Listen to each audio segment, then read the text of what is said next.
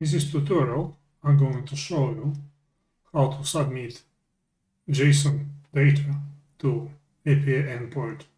In the previous tutorial, I explained to you how to create JSON files, and this is a continuation of the previous video. So first step we delete all the files from the folder. Then we generate JSON files using transformation with this. Then we loop over JSON files in the folder using mask. We save JSON file name into loop value variable. We load the file content into variable.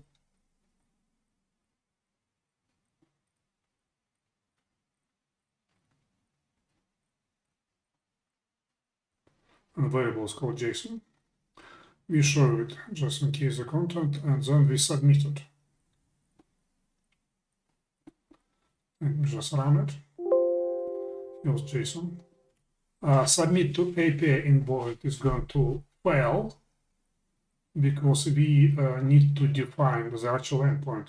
This is just demo, so I'm not defining anything. So using method post, here's our URL, which you can replace.